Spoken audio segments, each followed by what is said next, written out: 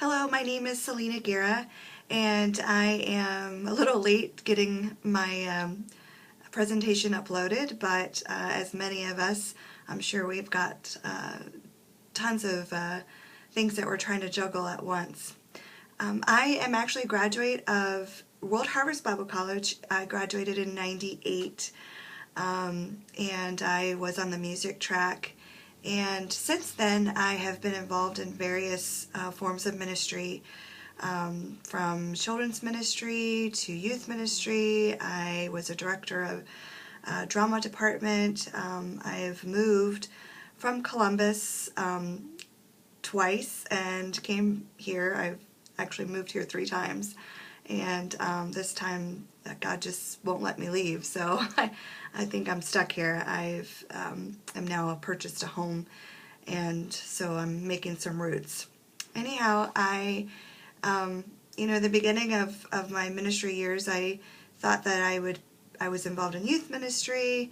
I have wore many hats in ministry. I've never actually but one time been employed with a church, which is my current church, when I first moved back here as a children's director. But I am now currently employed at an insurance company. I do health insurance. My friend of mine, when she found out that the school is now accredited, she kept pushing me to finish my degree, and it's probably a couple years that she kept pushing and pushing and pushing, and finally I felt an urgency in my spirit, and I just knew that this is what I needed to do. I needed to complete this. And so it was kind of funny how it all happened.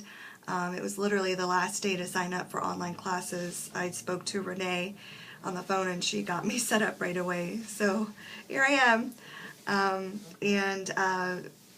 The grace of God, He has sustained me with working a full-time job, being involved in my church full-time pretty much. I am on the music department. I'm on the worship team at my church. I am also heavily involved in a ministry. I'm a program director for a ministry called Healing Tree Ministries, and what it is that we actually train leaders and professionals how to work with those who have been through any type of trauma or abuse. I teach classes, I mentor people, I train leaders.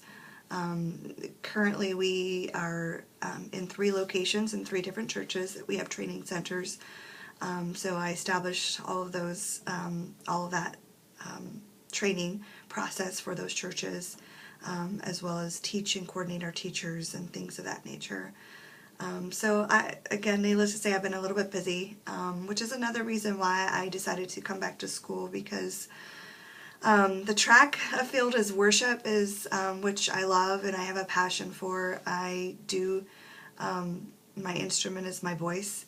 I do sing. I have a heart of worship, and one of my dreams is to one day have a worship CD out. I've written many songs, but in 2011, God really started to do a really deep work in my life, and brought me through some inner healing that I didn't realize that I needed to go through.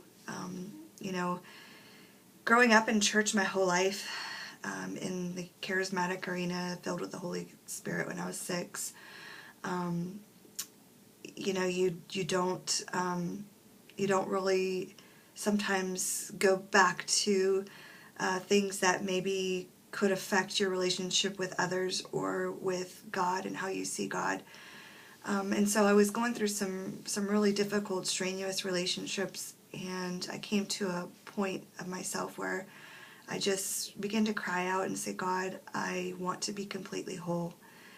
And as I did that, God began to speak to me, and I was sitting on the couch, and He said, I want you to look up the psychological, emotional, and spiritual effects of sexual abuse. And so I did. And as I began to do my studies and begin to research, it was almost like He began to show me a picture of myself, and the reason why I responded many times to things that I responded, why I sometimes, even with him and with God, how sometimes I was limited to my ability to trust him. And so he began to do a deep work within me, and I began to deal with some of those really painful moments in my life, and God began to bring healing. And as he began to bring healing, he began to bring restoration and freedom in my life in a way that I've never experienced before in all my years of being in church. And so my heart, and I know that one of my callings is to work with those who have been abused, and which I've already begun to do.